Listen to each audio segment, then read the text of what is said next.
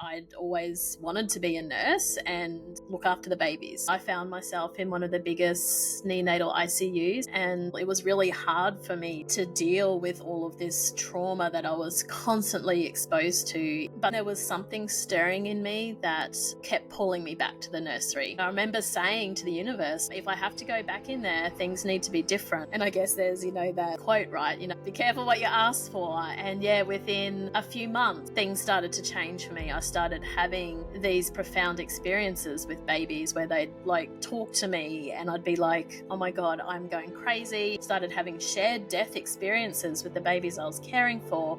What was happening to me is as I was either hearing with my human ears, like my nurse brain, what was going on clinically, I was also seeing what was happening behind the scenes. It was like the curtain was being pulled up and I was peeking in. I was simultaneously witnessing the death of the baby from earth and the birth of the baby back into spirit. And it was incredibly joyful, incredibly peaceful. There was so much light. It was like a celebration, which was in total contrast to what these parents were experiencing. And so what I started to do was document what I was seeing, and then I would go back later and I would compare that to the clinical notes. Because again, I'm my own biggest skeptic, and I was like, I wanted to understand this and no one else could tell me what was happening. Welcome back to the Awakening Conversations podcast. My name is Kate and I'm here with my co-host Amanda. And today we're being joined by Lauren Dionysius. Lauren is a former registered NICU nurse and has cared for more than 7,000 babies requiring intensive care at their time of birth. During a career break in Africa in 2011, she had a near-death experience in the Zambezi River. And when she returned to the nursery, she started having profound spiritual experiences with the babies she was caring for, including 3 shared death experiences. Initially thinking she was going mad, she realized that the wisdom these babies were sharing completely changed how she cared for babies clinically and also her own beliefs around birth, life, and death.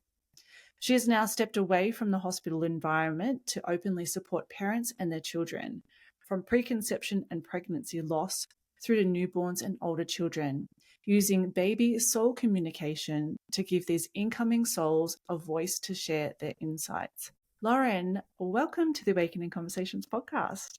Thank you so much for having me. It's great to be here. Yeah, we are super excited to hear about your story because this is quite unique. I don't think I've ever met anyone who's told me they've had an experience like this. So we'd love for you to begin with sharing with us your journey to, first and foremost, your near-death experience in Africa and what that experience was like for you. Where did you begin and how did you get yourself into nursing and then even to find yourself in Africa? Yeah, well, I think, as a child, I'd always wanted to look after the babies. I've had this connection to babies for as long as I could remember. I was always, my childhood photo albums, there was always pictures of me holding random babies of friends who were visiting. So I'd always had that connection, I guess, or feeling that they were like little magnets to me. And so I'd sort of had that growing up. And so when it came to deciding what I wanted to do with my life, I'd always wanted to be a nurse and look after the babies. I remember saying that as in early primary school, probably like a 6 or 7 year old. I just want to be a nurse and look after the babies. And so it was my journey did ebb and flow a little bit through my teenage years, but ultimately that's what I ended up doing. And by the age of 23, so after 2 to 3 years of doing some general nursing, I was then able to specialize in neonatal care or neonatal nursing. So yeah, I found myself in one of the biggest neonatal ICUs here in Australia, and it was a baptism of fire because it was not caring for the healthy, happy, chunky babies that I'd sort of known growing up. It was It was caring for the complete opposite of that. It was caring for extreme premature babies born from 23 weeks. It was caring for babies who'd had some sort of birth trauma or were born with some sort of abnormality or complication, diagnosed, undiagnosed, as well as a lot of social situations we dealt with as well, like babies born addicted to drugs and things like that. So it was like suddenly like my world around babies was very different to my little bliss bubble, I guess, that I'd grown up in.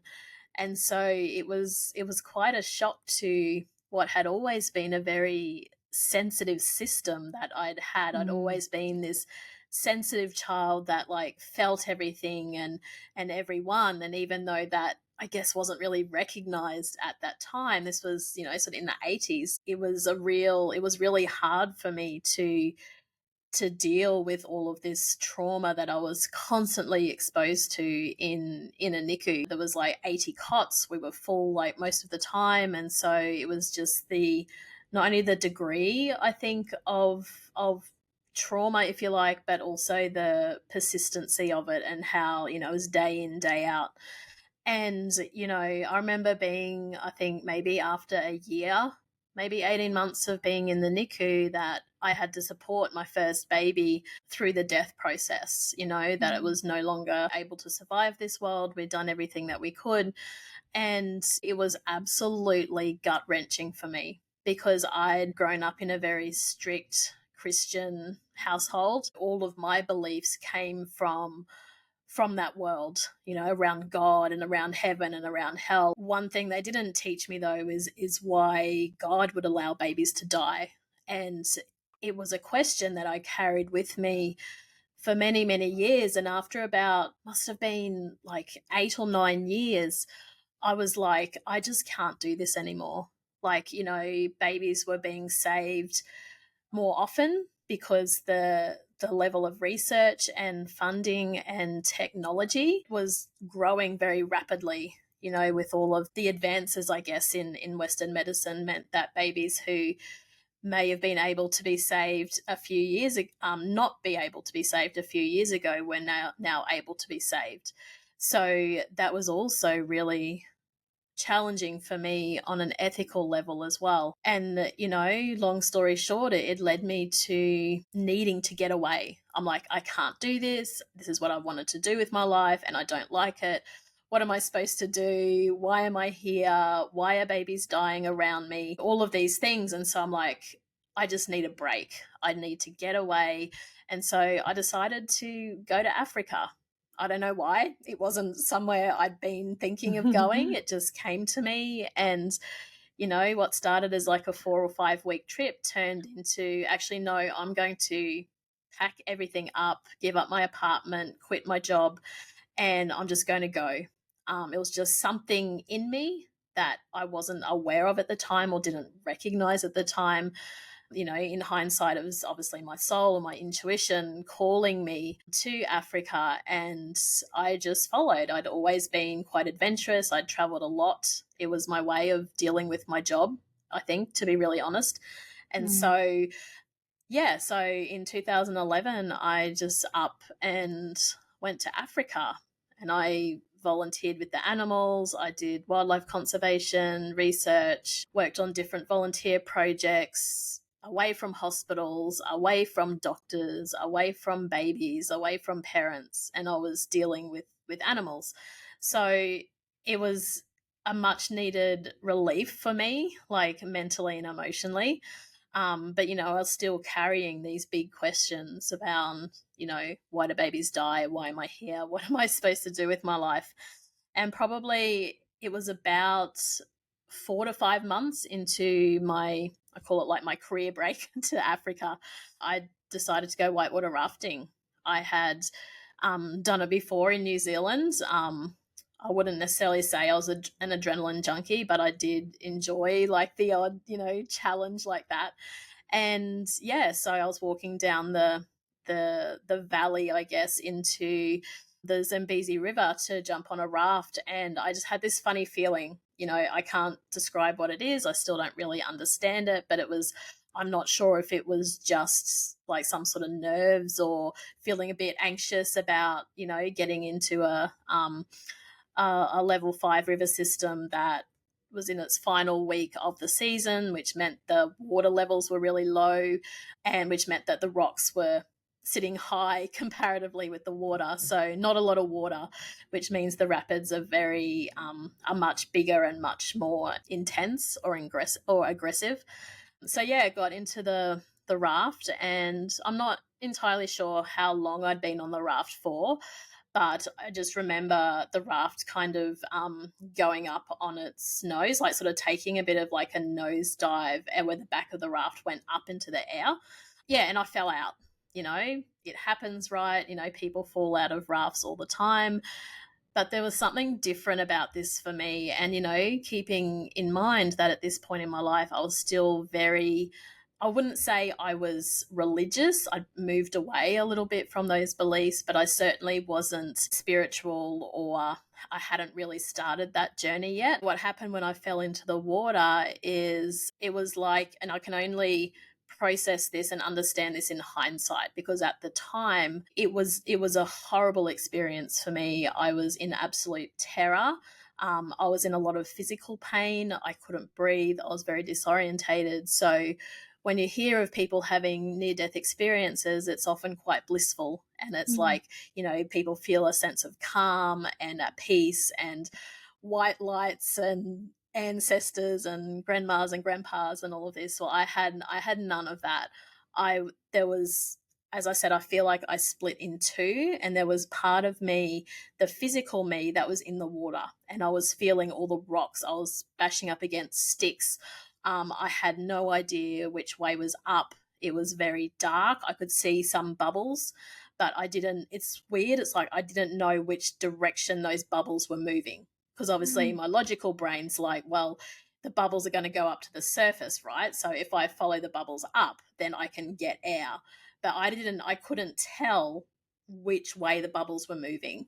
I didn't know if I was upside down, the right way up, like on my side, or I just lost all orientation in space of my body, which sent a lot of fear through my system.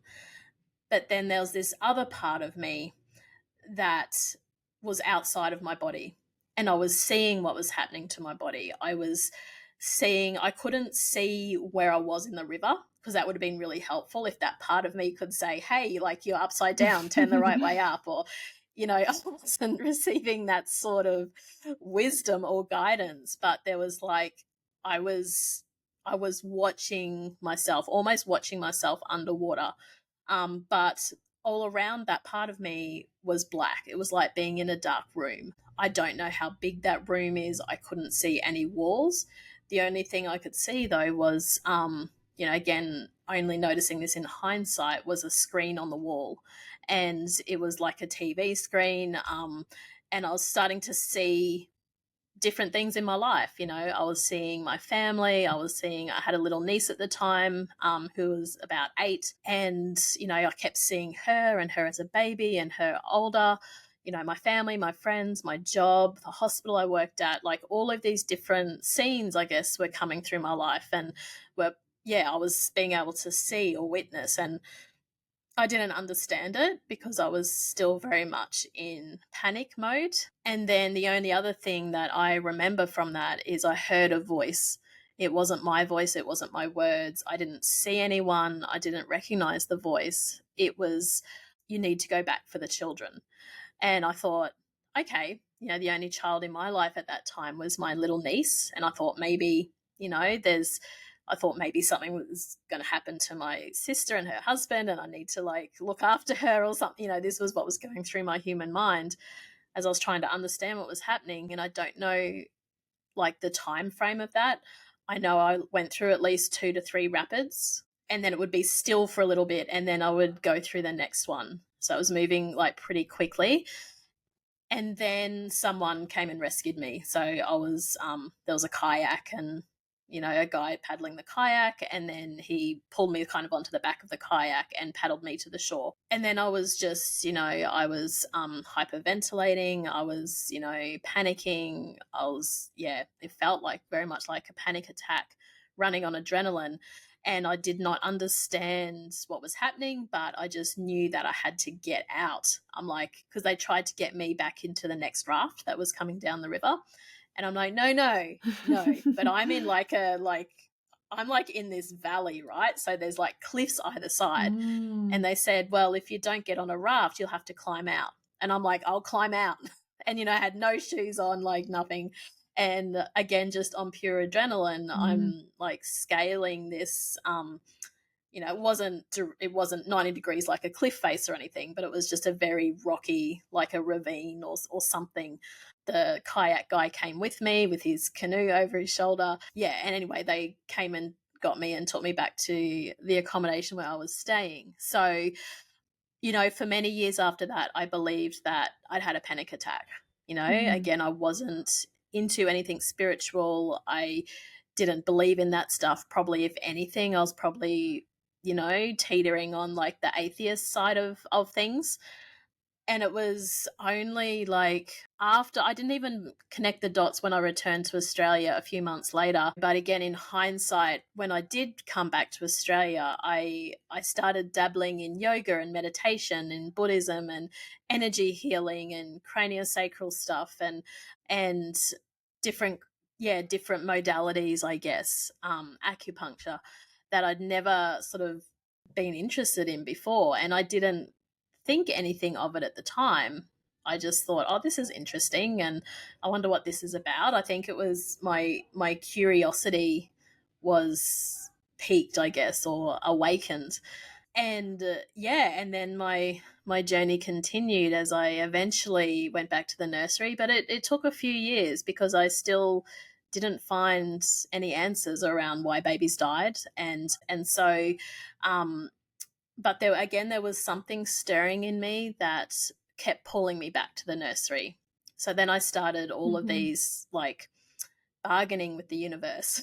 I'm like, okay, I'll go back to the nursery, but I'll just work with the well babies. I'll just work with the there's different levels of nurseries, and the special care nursery is generally for babies 32 weeks and above.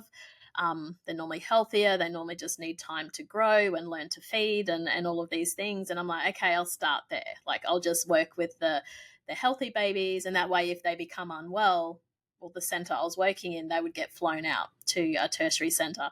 So I could deal with that. But, it was still a challenge going back into that environment again. And then, over a couple of years, I started to feel the pull to move and to relocate because I started studying like energy healing therapy and these things that I sort of needed to be closer to the Gold Coast is where I moved to, just to be able to do this study, and obviously much bigger hospitals down there than where I had come from. And so I found myself, being pulled back into the neonatal ICU again.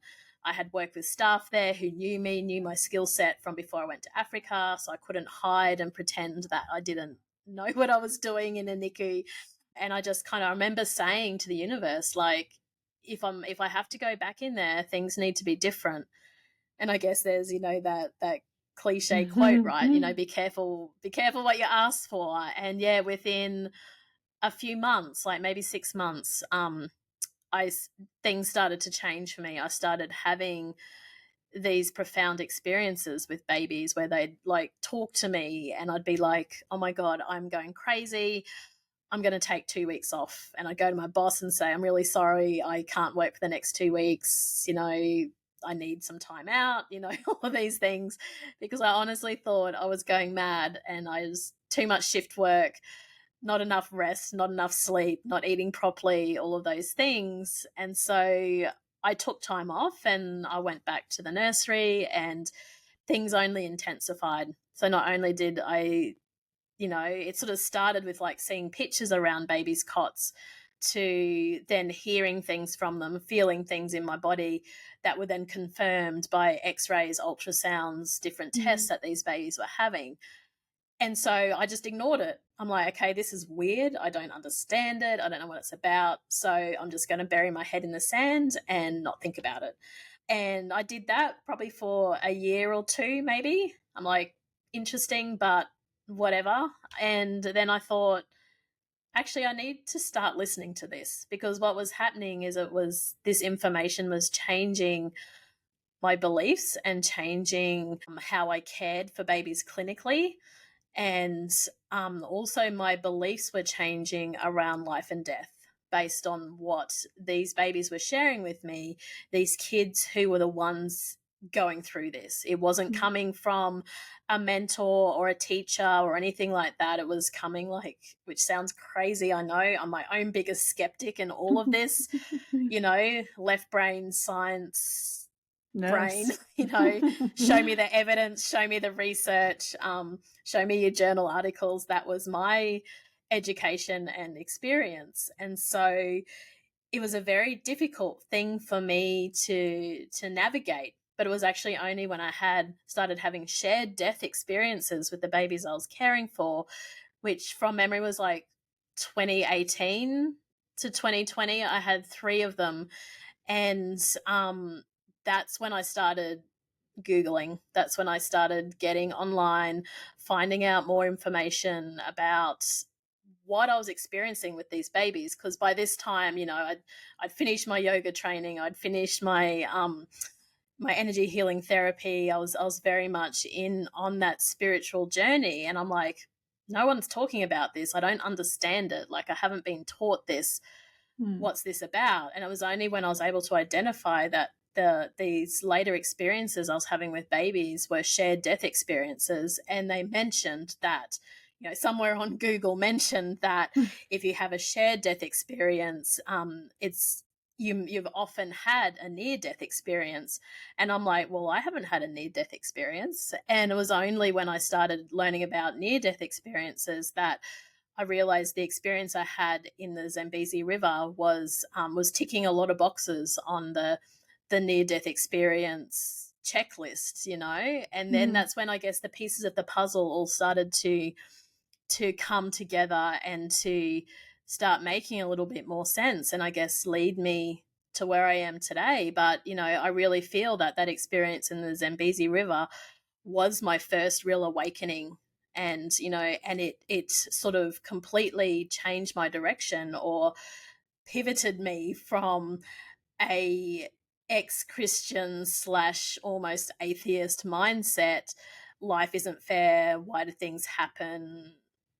God is doing a really bad job if he's letting babies die, to, wow, there's a much bigger picture here that I had no clue about. A lot of people don't have a clue about, but is bringing me so much peace, and is allowing me to do my job in a completely different way. And I'm actually coping with my job better. I'm able to care for these babies who are dying, or have really severe complications, and it's not draining me like it used to. So anyway, that's like a long-winded story there, but kind of like that was, very much the journey for me over a period of 20 years or so. There's a lot in there. Before we go on, can you share, for people listening, they might not know what a shared death experience is, and then also what was your specific experience? Can you give us a little bit more details about what those experiences were? And so we can unpack that a little bit. Yeah, well, I guess the best way I would describe the shared death experiences, I guess it's maybe a little bit different for different people, is it's like you get front row seats to what's happening when a soul leaves the body. So I was finding, I had 3 shared death experiences over, a couple of years. And it was interesting, 2 of those experiences were with twins, when one twin died and the other one survived. And then the other shared death experience was with a baby born at 23 weeks and was about 10 to 12 days old. And what was happening is I was having experiences before these babies died, and then the day that they died, I wasn't, so it's interesting, I wasn't caring for these babies clinically on the actual day that they died, but they had all 3 had communicated with me in the days and sometimes weeks leading up to their death. And then what was happening is, as the clinical things started to happen, when it's clear that a baby's not going to survive, there's different processes in place and different things you need to do or not do to support that journey for them, keeping them comfortable and managing their pain, and obviously also supporting parents. So what was happening to me is as I was either hearing what was, as in with my human ears, like my nurse brain, like what was going on clinically, it's like I was living, like, had one foot in each world. I was also seeing what was happening behind the scenes. It was like the curtain was being pulled up and I was peeking in, and I was like simultaneously witnessing the death of the baby from earth and the birth of the baby back into spirit. And so, and it was incredibly joyful, incredibly peaceful. There was so much light, it was like a celebration, which was like in total contrast to what these parents were experiencing.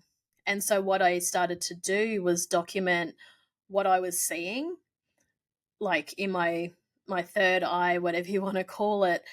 And then I would go back later and I would compare that to the clinical notes. Because again, I'm my own biggest skeptic. And I was like, I wanted to understand this and no one else could tell me what was happening. I also couldn't bounce the idea off the people I was working with. So I had to kind of figure it out for myself.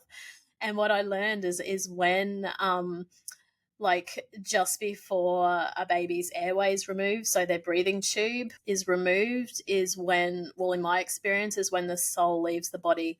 So, and I had that experience where I would just look at my clock, because my watch, because what I would see is the spirit world. And it's hard to describe, I guess, if you haven't seen it before, but I'll try to describe it. It's like this vast space that opens up. There's a lot of space, there's a lot of light, there's a lot of activity, there's a lot of beings.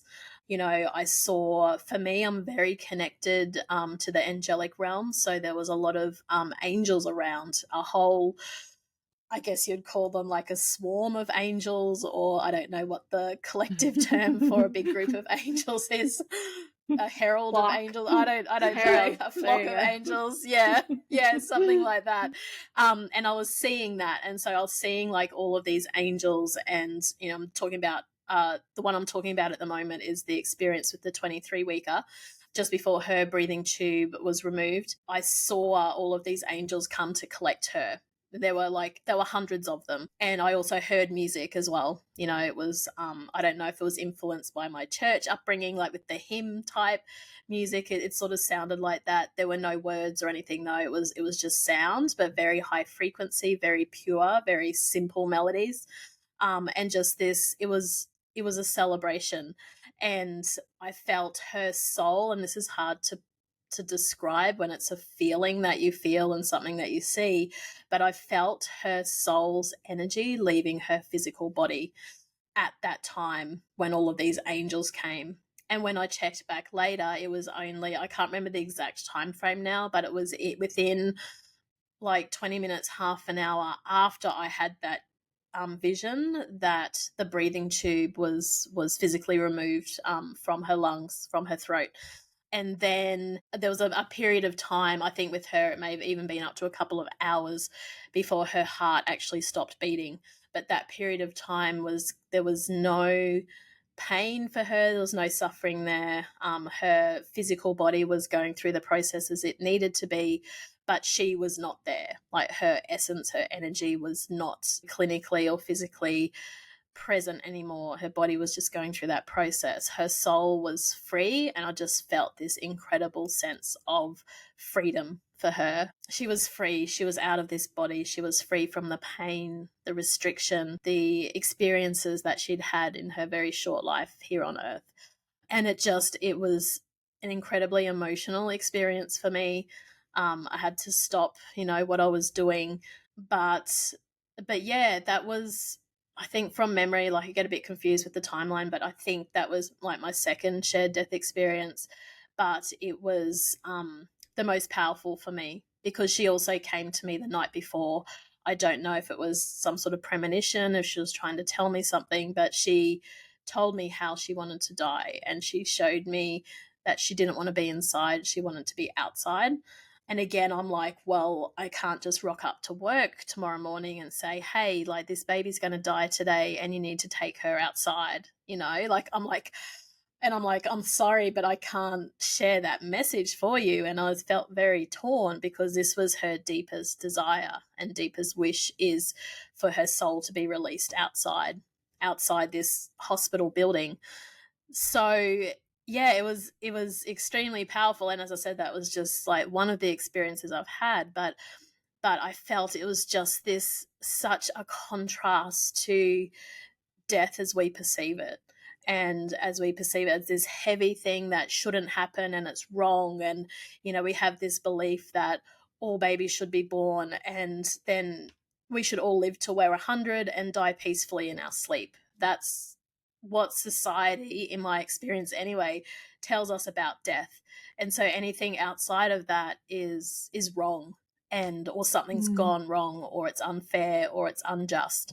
Whereas, witnessing why babies die and them sharing me why they're dying, it's like it's just so far removed from our beliefs around death. It's so beautiful, it's so selfless, it's so astonishing to me that these babies would choose to come to earth and then leave again for their own reasons that we as a society do not even consider or take into account, like their side of their picture, like their point of view, their perspective, their journey, their purpose, their reasons, what they need. We don't consider that. We just see it as wrong because, he's a 23-weeker who's 12 days old who's died, and we see every bit of that as being wrong. Whereas I've learnt that it can be incredibly beautiful and powerful and transformative for that soul, while also my journey has been, holding both. It's that doesn't deny or dismiss the very real human experience of loss and grief and death. We very much need to honor that. But I find being able to hold space for both is so powerful. And not only does it help to change our perspective, but, well, for me personally and professionally, it allowed me to suffer a whole lot less than before I started having these experiences. And so even for that reason only, if I take everything else out, it's absolutely powerful and essential and worth it for me, despite all of those times I thought I was losing the plot. It's a little bit crazy. So yeah. Can I ask, as you explained just now, this is a soul's choice. These babies, as souls, have chosen these particular births, these particular experiences. Were there any, through these shared death experiences, particularly any message from the babies that you had these experiences with of why? Like, why have they chosen this? Like, what was the growth experience for them on a soul level? Yeah, and I think for all three experiences, the reasons were all different. So there are some themes, I guess, that come through around babies and dying, but with these three babies, it was all very different. So with the one I was just telling you about, the 23-weeker, her mum developed a really severe infection, which meant that she needed to be delivered early to save her mother's life. She's like, if I didn't come now, she would not be here. And so, and it wasn't a like there was no ego there. It was just, what I experience from these babies who come, and often from the soul world, is things are much more matter of fact. There's a lot less emotional attachment and intensity to what we as humans, we're emotional beings. We have emotions about everything and emotional attachments to everything, and there's an intensity with that emotion. Whereas with the baby soul realms and these babies coming to earth, these souls coming to earth, it's much more matter of fact and a lot more direct and a lot less emotion. So what happened with her, and look, this does get a bit hazy. There's some times where these things are planned. There's other times where something happens here on earth that may have been unplanned or unexpected or even a possibility, but not known for sure. And with her, she was like, this happened and I needed to make a decision. We needed to make a decision. Something needed to happen here. Her soul was going to leave, or my soul was going to leave. She had another child. She had a partner. She was quite young, like in her like mid to late 20s, I think, from memory, this mum. Otherwise very healthy, but she, had this severe infection that landed her in ICU, and she needed, like, there was a decision that needed to be made, and this soul put its hand up to say, I'll come. I can come back another time. You know, you are here. This is your life. And that soul was not ready to go. I could sense that from the mother. It wasn't her time. And this soul, again, in a very selfless but also unemotional way, which is really hard for me to understand, how it can just be, I'll come now. And I know that I'm at 23 weeks, and I know that I'm probably not going to survive, but I'm going to go because things have changed, things have progressed, a decision needs to be made, and I'm going to do that. So that was with that child. And then the other child, the two sets of twins, one of them was like, I never came to stay. I came to help her, to help my sister cross the threshold, but I did not have a life planned here on earth. And I tune a lot into timelines. And when I tuned in her timeline, it stopped. It was like a dead end, whereas her sister's timeline was very long. She's like, we just made an agreement. She didn't want to come by herself, but I didn't want to come and have a full life here. So I came with her. I helped her. For whatever reason, it was important for the surviving child to have her twin come with her through the birth portal, as opposed to leaving during pregnancy. And so again, with her, it was, that was a very, very different shared death experience for me. But, her wisdom around it was like, I never came to stay. This is where my journey ends, and was always going to end, was, within, I think she survived about 12 hours after birth before her soul left her body.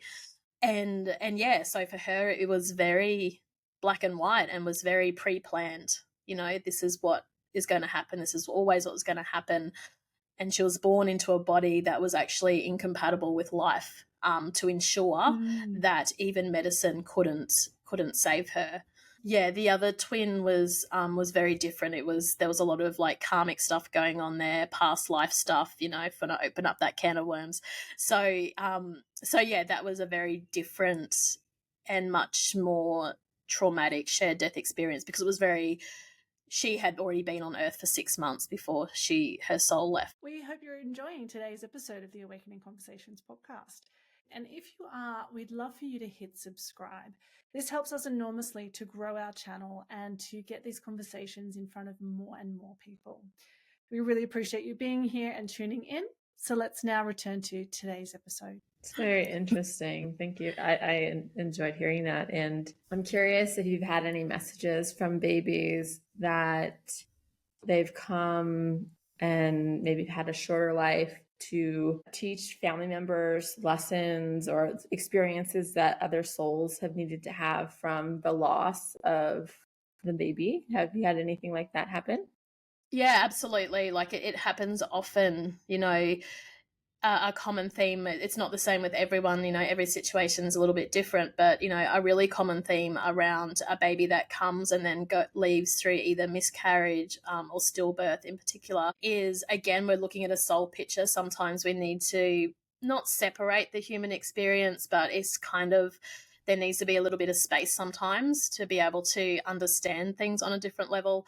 But there is, this theme that, the loss of a baby opens up, I don't know if you want to call it like a grief portal or some kind of like portal to allow mum, dad, perhaps other people close by to lean into grief that may have been suppressed or not been able to be felt or experienced, either in this life or in other lives as well. So again, looking at that soul perspective, that it's almost like this black and white, like logical, matter of fact type process. Whereas for us, it's like, what did I do wrong? Like I should have did this. Why did I do that? I should have stayed in hospital. Why did I go home? Like, all of the questions, all the what ifs that come up and the whys. Whereas in my experience, like it's not like that. They come here to teach us so much. Sometimes, for example, a woman has miscarried to another woman in a previous life, and so there needs to be some balance around that. Sometimes it's around the incoming soul being autonomous and making their own decisions and not, being able to change their mind. That happens a lot in miscarriage, where babies will come and then they'll realize, actually, no, this is too much for me. I can't, like, the earth's energy is too heavy. I can't do this right now. Sometimes they're conceived into the I don't like to say wrong biological body, but that's how they can experience it, I guess. And they're like, no, this isn't going to work for me. I'm going to go. Or sometimes, and many babies, especially at the moment, they're needing a few tries, if you like, to come to earth, because they need that time to acclimate or adjust to the density of the energy here on earth. They can't just go from spirit to earth and live for 100 years. They need to do it slow. So there's a lot of reasons around the death of babies, but I guess there's some of the common themes that have come up in sessions and in different families and situations. I think you're really wonderfully giving a voice to, the soul experience and the soul expression of who we are. Throughout many episodes, we have talked about the fact that we have a soul's plan, we have a soul's path, and that we do come here to have certain experiences and certain lessons. And even through what you've mentioned there, that there is like karmic energy that needs to be figured out. And, when you did say about how one of the children did come through to just clear the karmic debt, like the karmic energy, almost to come in to move the energy, right? Like energy is always wanting to be moved. When it's stuck, something has to be a catalyst for it. So, I think your life's experiences here with these babies is truly adding such a powerful insight into the nature of who we are, the nature of life, through these shared death experiences and the work that you're doing, because it's ongoing now that you're still communicating with babies in their way. What has it really taught you about life and us as souls that you think would be valuable for people to know that, you've learned through these experiences you've been having?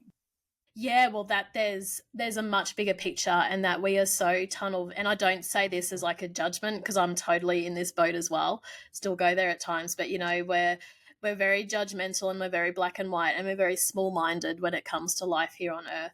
We either don't have the capacity or even the awareness or the foresight or the thought to realize that this is part of a much bigger picture. I see our life here on earth as like a piece of a pie, and there's all these other pieces that we don't know about, that we haven't been taught to know about or to even consider. But what it's done for me is it's helped me to realize, that old phrase, like, don't sweat the small stuff. It's made me realize that, what, I'm just here for a blip of time in my soul's timeline, and I'm here to learn and grow, and I am here to face challenges. I'm not here, I've learned that if we're a soul, we don't come to earth for an easy ride. We don't come to earth for a holiday. We come to learn and to grow and to practice things and to practice different ways of being or different interactions. Or we also don't necessarily come here to suffer. How much we suffer, and this is what I've learned, is really down to us. And I know that can be a big call, but things are happening all the time. Nobody escapes bad things happening, right? Like, we don't get to have that kind of life. Like, I don't know, maybe there's other places in the cosmos you can go for rainbows and unicorns, but but here, like, we have, like, we sign up to do the hard yards if we choose to continue doing that on here, like, while we're here. So it's taught me, like, probably the biggest thing is like the much bigger picture, and that we are so much more vast and more expansive than me, Lauren, as the human here on earth at this time. There's much more to me, as there is to everyone. There's we have a lot more power than we're led to believe. We have a lot more choice and autonomy to what we're led to believe. So for me, it's just really opened up not only my experience of being a human here on earth, but also my understanding of the soul's journey, and that's my default state is energy, is, yes, soul, source, love, whatever you want to call it. The words don't matter, but it's something that's so much bigger than our, our 3D human body, but we can use that to experience or explore other facets of our soul's energy here in the physical form. So and I feel like for me that takes the pressure off. It's like, it helps me to like trust a lot more in my journey. I mean, I still struggle with the control side of things and the planning side of things, but, I'm learning. This work is really learning me to let go of a lot of the striving and the hustle and the got to get it right and I've got to do it right and I've got to do this or I've got to do that, or it's helps me to slow down, and it helps me to trust in this process of life and that there's no right way to do it. While I do believe that a lot of, not even a lot, I believe that there are different like signposts, if you call them, of things that we sort of do plan for our life, but how we move in between those is our own autonomy, our own choices. I don't believe everything is set in stone. And that's a huge misconception that a lot of women have around, especially around conception. It's like, well, when is my baby coming? Sometimes they don't even know. They're waiting on the energy and the see what's happening here on earth, and very, very flowy. So it's taught me to try to invite more of that into my life as well. The times that we're moving through right now are, maybe pure insanity, who knows? But, this is an incredible time in our human history to be alive. And this particular decade is a very important one in our human evolution, in our spiritual evolution. And so, from that lens, and your understanding of the soul, for those listening, like all of what Lauren has just said, letting themselves, open to that idea that if you're hearing this podcast anytime to the 2020s, you are here for a very specific reason, or at least you are here for this experience, for this crazy ride that we're currently going through, and from what you've just shared, I think it's such a beautiful approach for people to really start to embrace that. Again, our suffering, there's a choice point there. We get to play with that. Like, how much do I really want to like dive in and swim in it? And if you do, that's okay, because that's part of this human experience, and the soul is learning through that.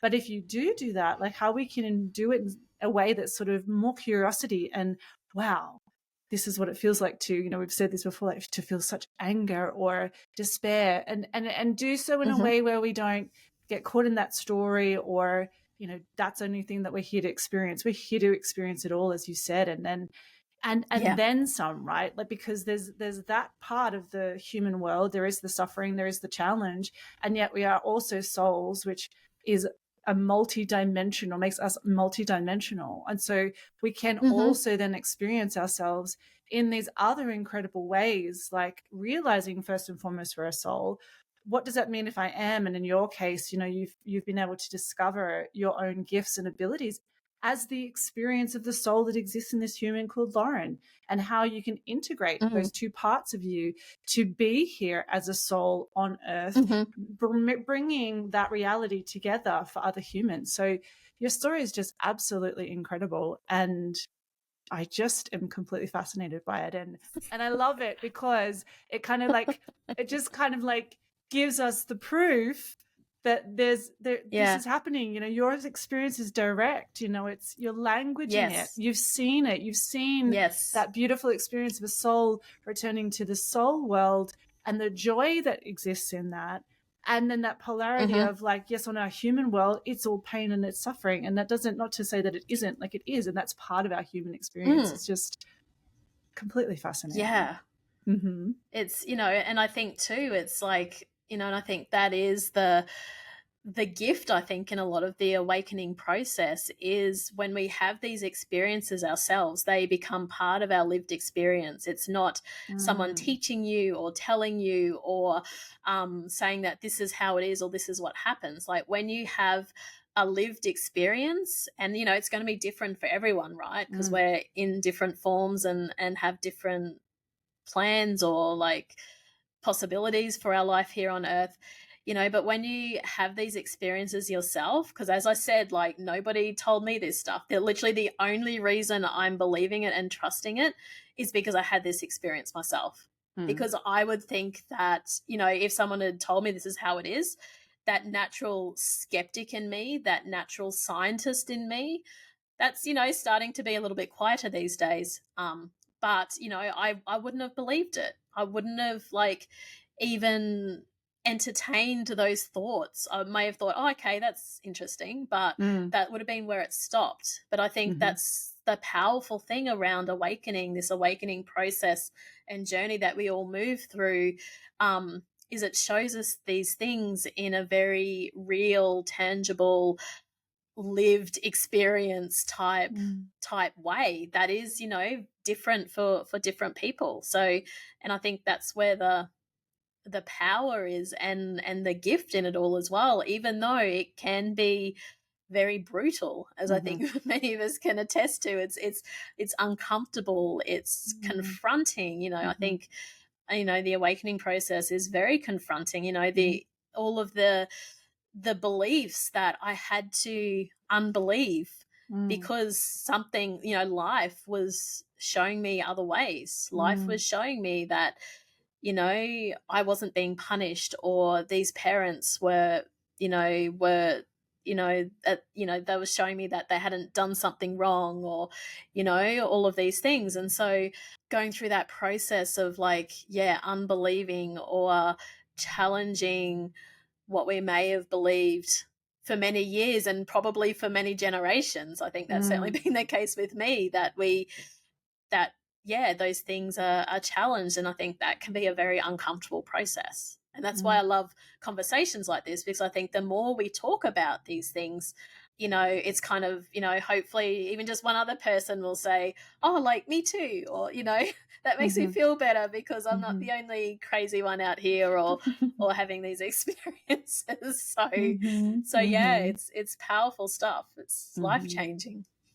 Yeah, that's the idea of these conversations, is to activate, right? Because when we're having these experiences in our own little heads and we think we're crazy and we don't think anyone else is having them. And what you mentioned, the grief portal, which I really liked that terminology. I've never heard that before, but my awakening came through the passing of my mom. And that's really what it was. It was this like, I've had 2 experiences with my mom and another family member where I was present, and it was unexplainable things that happened. And I wonder how many healers, practitioners that are surrounded by death are having these experiences, but they don't really know, they can't acknowledge it, they can't fully accept it, or because they can't speak to anyone about it. And so they're just kind of dismissing it. Or maybe I wonder for you as well, did you eventually share these experiences with anyone? Did you ever talk to anyone about these experiences? And then another question I have is, with the information that you received from these babies, how did it change how you related either to the parents, and like, what did that look like for, like, how were you able to help them with that information, that knowing that you had? And then were there any instances where you were able to affect things clinically had you not had that information from these babies? You mentioned the going outside one, but do you have any other examples of that by chance? Yeah, so touching on that, like I would often have physical experiences with the babies I was caring for. Like I remember, like, there's 2 that come to mind where I was having, like, I was caring for a baby that whenever I went to this baby's cot, I'd get really severe pains in my stomach. And I'm not someone that has those symptoms normally. It's not part of my own symptomatic, quite, experience of my own physical body. And I was like, that's weird. And, the first few times you kind of like palm it off and think, oh yeah, okay, whatever, maybe it was lunch or whatever. But then I sort of like, no, there's something going on here. And, and with babies, when you're caring for babies clinically, you do, it's very much attention to detail, because babies can get very sick very quickly. And often anything that is preceding that is either you can't see it until it's happening, or it's extremely subtle. And with this baby, I was just having these pains, and I was like, so I just started looking at this baby more closely, and, you're trained in this specialty to, to use your senses, like visual, like your hearing. And, there is a little bit of gut instinct with this work, because you can't go to a baby and say, hey, like, are you feeling okay, or does something hurt? I mean, I learned to do that with babies. I learned to like sort of tune in and say, hey, like, what's going on here? But I was sensing from this baby this, and it's important to remember that souls communicate differently as well. So some communicate like we are now, others are through feeling, others are through sending images. But I just felt energetically this baby was off. It was even like that time before that energy shows as being lethargic, or a little bit quieter than normal, or a little bit sleepy, or it was kind of like this little period before that. And I just flag it with the doctors. I've got to be very careful how I approach it, because I can't just say, oh, every time I go to that baby's cot, I get like a severe pain in my stomach, so I think we should do an x-ray on this baby. Like I can't say that. Wouldn't it be nice if you could, though? You know what I mean? Like, yeah, like this is real. Pay attention. Maybe one day in the future it'll get to that, right? But no, I just had to drop in clinical cues, like, and because I could feel the energy, I'm like, I feel like this baby's a little bit quieter than usual, a little bit, there's all sorts of terminology, so you've got to just kind of use the lingo, right? And that they're a bit like less reactive than usual when you're handling them, and that sort of thing. Anyway, over my shift, we did get an x-ray, and this baby did have the very early beginnings of a gut obstruction, which were able to then put the baby nil by mouth, and was able to manage conservatively without needing surgery. So Lauren, your story is absolutely fascinating. And so you are now, as you said, out of the clinical setting, working with parents more directly one-on-one. Do you want to share a little bit about the work that you're doing now? Sure. So I have a couple of different offerings, but I do both one-on-one and group baby soul readings. So helping women to connect with their baby anywhere from preconception throughout pregnancy, including pregnancy loss, miscarriage, stillbirth, termination as well, neonatal and child loss, as well as preparations for birth and what babies need, as well as babies and children earthside, because they continue to communicate with us after they're born as well. Up into their teenage years is how I work at the moment. So I offer one-on-one readings. I also do monthly online group baby soul readings where you can ask a question and I'll answer them live, send the recording. And I've also just this year started group journeys as well to teach you and guide you to connect with your own baby soul. Can I ask you, I don't know if I might have missed it. Do you connect with baby souls that have passed years ago? Can you do that as well? Or so I've worked with women who lost babies 30-40 years ago as well, so there's no time frame. And then women who are in the middle of miscarrying, so it's like the time doesn't matter when it comes to connecting with the soul dimension, I guess, because it's very different concept of time. I imagine that's super powerful for mothers and fathers that, have that wound, that trauma, and to get a different perspective. So hopefully people listening either can utilize this themselves or share it with someone that they think could benefit from connecting with you. Yeah. Very special work. And just one last thing for those navigating the awakening journey, because as you said, these experiences aren't always easy. What advice or what message would you like to share with them to help them wherever they are? I think sometimes it's just the time to hold on and to day by day, step by step, not trying to figure it out or understand it. I think a lot of the awakening process comes over time and in hindsight, and it's kind of in the moment. You've just got to go with it and try not to understand it. And then, at least in my experience, it only started to make sense. Well, for me, it was years later, and it made no sense at the time. So yes, I don't try to figure it out. Yeah, be compassionate with yourself as you go through the Yeah. hard bits. Yeah, and you're Absolutely. not crazy. Yeah, that's right. Exactly. It's happening to so many people. We just don't talk about it. Exactly. Well, Lauren, thank you so much for your time and everything that you shared. We will share some links to your work so that anyone listening who feels called or knows someone that may benefit from it can get in touch with you. And thank you so much to everyone who listened. We'll join you in our next episode.